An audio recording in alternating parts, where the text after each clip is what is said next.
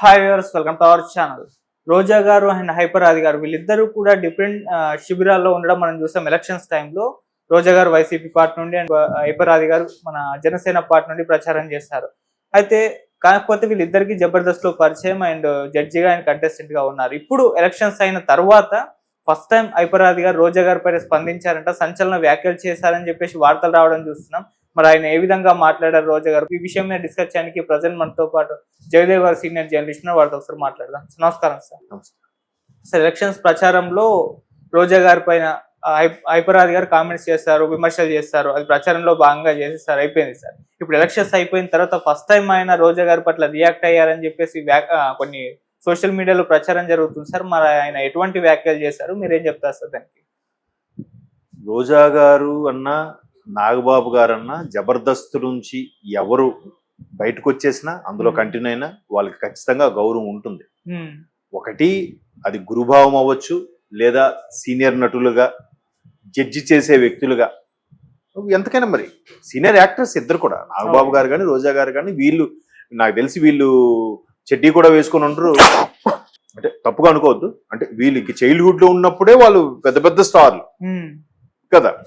So అలాంటి వాళ్ళు జడ్జిగా ఉండి వాళ్ళు బాగా ఎంకరేజ్ చేసి, లేదు ఇలా ఉంది, ఇలా చేయండి, ఇలా పెడుతుంది, వాళ్ళలో ఉండే లోటుపాట్లు, మీరు ఎక్కడ పంచులు బాగా వేస్తున్నారు, మీరు దాని మీద దృష్టి పెట్టండి అని చాలా సందర్భాలు చెప్పడం. ఎప్పుడైనా సరే ప్రతి సందర్భంలో ప్రతి ఎక్స్పీరియన్స్లో కూడా మనకు ఒక గురువు సమానులు ఉంటారు.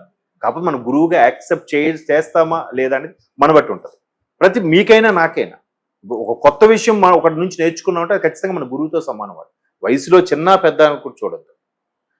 అట్లాగా సో ఖచ్చితంగా వాళ్ళకి గౌరవభావం ఉంటుంది. మేబీ దాని గురించి ఆయన కామెంట్ చేస్తారు. దాన్ని మనం ఇవాళ రేపు సోషల్ మీడియాలో కానీ, న్యూస్లో కానీ, పేపర్లో కానీ సంచలన కామెంట్, సంచలన వ్యాఖ్యలు అని అంటున్నారు. కానీ సంచలనం ఏం కాదు. సినిమానే, ప్రొఫెషనే, వ్యక్తిగతమే. ఇప్పుడు ఆదికి ఏంటంటే ఆయన అదే చెప్పాడు, నాకు పవన్ కళ్యాణ్ గారు అంటే ప్రాణం, ఆవిడకి జగన్మోహన్ రెడ్డి గారు అంటే ప్రాణం. ఎందుకు? పార్టీలో వచ్చిన తర్వాత గెలుచుకున్న తర్వాత మంత్రి ఇచ్చారు ఆయన, లేదా ఒక నాయకుడిగా, లేదా ఒక అన్నగా ఒక అభిమానం, ప్రత్యేకమైన అభిమానం. అయితే ఏంటంటే ఆవిడ కొద్దిగా ఎక్స్ట్రీమ్ లెవెల్కి వెళ్ళి అన్నని మెప్పు పొందడానికో, లేదంటే పార్టీలో ఒక పట్టు సాధించడానికో కొంచెం ఎక్స్ట్రాగా ఎక్స్ట్రీమ్ లెవెల్కి వెళ్ళి కొన్ని వ్యాఖ్యలు చేశారు ఆవిడ. సో అలాంటి విషయాల్లో ఈయన పవన్ కళ్యాణ్ గారు పిలవకపోయినా ఆయన ఇష్టం కాబట్టి ఆయన పెట్టే సభలకి స్వచ్ఛందంగా వాలంటీర్గా వెళ్తూ, పేర్లు పెట్టకుండా మనుషుల్ని, సందర్భాల్ని ఉద్దేశించి మాట్లాడుతూ కామెంట్స్ చేశాడు ఈయన కదా. సో అలాంటి సందర్భాల్లో ఆవిడకు కూడా అడిగారు, ఇట్లా జబర్దస్త్లో చేసిన వాళ్ళు ఒక విధంగా మీ దగ్గర మీ నీడలో పెరిగిన వ్యక్తులు లాంటి వాళ్ళు అన్నట్టుగా మీడియా వాళ్ళు కూడా అడుగుతూ ఉంటారు కదా, ఏంటి అని. అడగడం కూడా ఎట్లా అయిపోయిందంటే, సరే అది ఇంకా వేరే సబ్జెక్ట్. మళ్ళీ అలా అడగడేసరికి వాళ్ళంతా చిన్న ప్రాణులు అన్నట్టుగా ఆవిడ ఒక స్టేట్మెంట్ కూడా ఇచ్చింది. బట్ అది పెద్ద కామెంటే. బట్ దాన్ని కూడా వాళ్ళు యాక్సెప్ట్ చేశారు. డెఫినెట్గా మేము ఆవిడ ముందు మేము ఇది చిన్న ప్రాణులమే, కానీ మాకు పవన్ కళ్యాణ్ గారు అంటే ఇష్టం. ఆయన మాకు వచ్చి పిలిచి క్యాన్వాసింగ్ చేయమని చెప్పలే, నా తరపున వచ్చి పోట్లాడండి, నా తరపున వచ్చి మాట్లాడండి అని ఎప్పుడు ఎవరిని పిలవలేదు. ఎందుకంటే చాలా మంది చెప్పింది ఏంటంటే, పిఠాపురం నియోజకవర్గం పరిధిలో ఉండే ఎన్ని గ్రామాలు ఉన్నాయో, ఎన్ని మండలాలు ఉన్నాయో అన్నిటికి కూడా ఎవరికి వాళ్ళు స్వచ్ఛందంగా, ఈవెన్ ఎన్ఆర్ఐలు కూడా వచ్చి, బాబు పవన్ కళ్యాణ్ గారిని గెలిపించండి, మీకు మీ ఊరికి ఏం కావాలి, రోడ్లా, వాటర్ ట్యాంకా, లేదా స్కూల్లో అదనపు భవనమా, ఏం కావాలి మేము చేసి పెడతాం. అలా స్వచ్ఛందంగా వచ్చేసిన వాళ్ళు జబర్దస్త్ ఆర్టిస్టులు కూడా, ఈ ఆది గారు కానీ, సుధీర్ గారు కానీ, మన గెటప్ సీన్ లాంటి వ్యక్తులు. సో అలాగా వ్యక్తిగత అభిప్రాయాలు, అది పార్టీలకు సంబంధించి, రాజకీయాలకు సంబంధించి. సో అది ఆయన అలా మాట్లాడడం కూడా గొప్ప విషయమే. ఇప్పుడు పవన్ కళ్యాణ్ కూడా ఆయన నువ్వేంది ఇట్లా మాట్లాడుతున్నావు, ఇంకా తప్పు మాట్లాడితే ఖండించేవాడేమో, కానీ ఎక్కువ మాట్లాడితే ఖండిస్తాడు, లేదంటే కాముగా ఊరుకుంటాడు. ఆయన అలా మాట్లాడే ఇలా మాట్లాడి ఏముండదు. ఇప్పుడు అదే పవన్ కళ్యాణ్ గారు కూడా ఏంటది వకీల్ సాబ్ సినిమాకి ప్రకాష్ రాజ్ గారిని డైరెక్టర్ పాత్ర అక్కడ అది డిమాండ్ చేస్తుంది సార్. దిల్ రాజు గారి సినిమా అనుకుంటా కదా, డిమాండ్ చేస్తుంది. మన ప్రకాష్ రాజ్ గారిని చూస్తుంటే మీ కటౌట్ కి ఆయన కటౌట్ కరెక్ట్ గా మ్యాచ్ అవుద్ది సార్. కోర్టులో ఎక్కువ సీన్స్ ఉంటాయి వాగ్వాదం సంబంధించినవి. చెప్పాలా వద్దా, వేరే వాడిని పెడదామా అని ఆలోచిస్తున్నారంట. సరే బాబు హీరో గారు ఇలాగ అనుకుంటున్నారు, దానికే ఉంది, ఆయన ఆపడం పెట్టండి.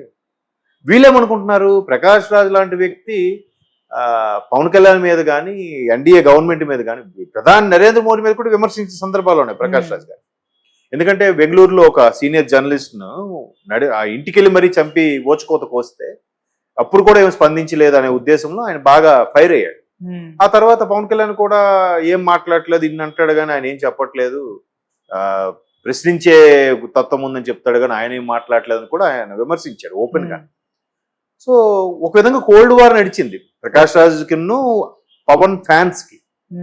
సో ఇప్పుడు తీసుకుంటా అంటే హీరో జట్లుగా ఒప్పుకోరు కదా, ఆయన సినిమాల్లో ఆయన విమర్శించేవాడు తీసుకోండి, ఈయన అదేం అనలేదంట.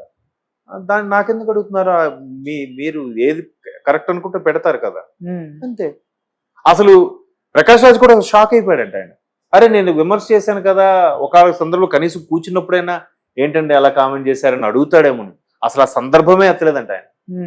సినిమా వరకు యాక్ట్ చేస్తాం, బాగా చేసి ఓకే సార్ వెళ్తాం, నమస్తే సార్ అంతే.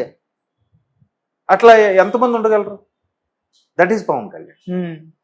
ఇప్పుడు ఆయన ఫ్యాన్స్ గా ఫీల్ అయ్యే వీళ్ళు కూడా అట్లాంటి కొన్ని మంచి క్వాలిటీస్ కూడా వీళ్ళు తీసుకుంటే ఇది కదా అసలు ఆయన ఫ్యాన్ అంటే. ఇప్పుడు ఈయన కూడా ఏమంటున్నాడు, వ్యక్తిగతంగా ఎటువంటి అభిప్రాయ భేదాలు లేవు, రోజా గారు అంటే ఎప్పుడు గౌరవభావమే, రోజా గారు నాగబాబు గారు మమ్మల్ని ఎలా ఉండేవాళ్ళు ఇలా లేపారు, చాలా విషయాల్లో సజెస్ట్ చేశారు, చాలా విషయాల్లో సపోర్టింగ్ గా ఉన్నారు. నేను చిన్న చిన్న పాత్రలు చేస్తున్నప్పుడు స్క్రిప్ట్ రైటర్ రాసుకుంటున్న వాడిని వీళ్ళు ఎంకరేజ్ చేయబట్టి నేను టీమ్ లీడర్ కూడా అయ్యాను అని ఆయన చాలా సందర్భాల్లో చెప్పాడు. సో ఆ గౌరవభావం ఉంటుంది అని ఇప్పుడు కూడా ఇది కూడా ఎందుకు చెప్పాల్సి వచ్చింది, మీడియా మిత్రులు అడిగిన దానికి సమాధానంగా చెప్పాడు ఆయన ఏదో కార్యక్రమంలో వస్తే. కొన్ని సందర్భాల్లో ఇదే మీడియా చాలా ఏదో అంటారు, కొన్నిసార్లు ఎవరో ఒక పాటలో కూడా రాశారు, మీడియా నారద పాత్ర పోషిస్తోంది, ఇది ఎంతవరకు కరెక్ట్ అన్నట్టు కూడా ఎవరో ఒక ఆర్టికల్ కూడా రాశారు. అంటే కొన్ని సందర్భాలు అందరినీ తప్పు అది అలా అనుకోవద్దు, ఎందుకంటే ఈ మీడియా ఇక్కడ నారద పాత్ర అనడానికి తప్పుగా అనుకోవద్దు. ఎందుకు దానికి ఎగ్జాంపుల్ కూడా చెప్పి ముగిస్తా.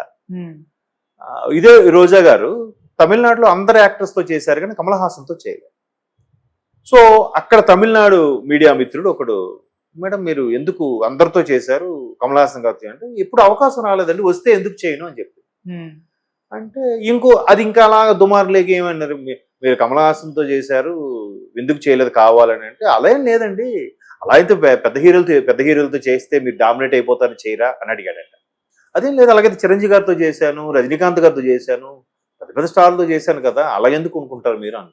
దాన్ని వాడు ఎలా వక్రించి రాశాడంట, ఈయనకన్నా పెద్ద హీరోలు చిరంజీవి రజనీకాంత్ గారితోనే చేశాను, కమల్ హాసన్తో చేయకపోతే ఇండస్ట్రీలో ఉండలేమా అన్నట్టుగా ఆయన ఎవడో రాశాడు. చూసారు ఈ తంబనైల్ ఎఫెక్ట్ ఎలా ఉంటుందో, అంటే అప్పట్లోనే హెడ్డింగ్ ఒక రకమైన తంబనైల్ ఎఫెక్ట్.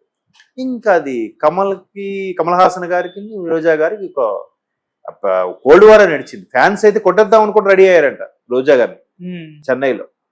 అంటే ఇక్కడ నారద పాత్ర అనేది కొంతమంది వల్ల మొత్తం దానికి ఆపాదించబడిపోతుంది, ప్రాబ్లం అవుతుంది. అక్కడ ఆవిడ అన్నదేంటి, ఇక్కడ వీళ్ళది అన్నదేంటి, అది ఫ్యాన్స్ తర్జుమా చేసి లేదంటే కొంచెం సాగదీసి రాయడం వల్ల ప్రాబ్లం అయిపోతుంది. సో ఇక్కడ కూడా ఇప్పుడు ఆయన కూడా ఏమన్నాడు, ఆవిడ ఏ సందర్భంలో వాళ్ళు జూజూబి చిన్న ప్రాణులేగో అంది ఆవిడ. అఫ్ కోర్స్ ఎన్నికల వేడిలో భాగంగా అంది, వీళ్ళు కూడా ఏదో విమర్శించారు, ఎట్గారం కౌంటర్లు వేశారు, అక్కడికి అది అయిపోయింది. Professional. Okay, thank you so much.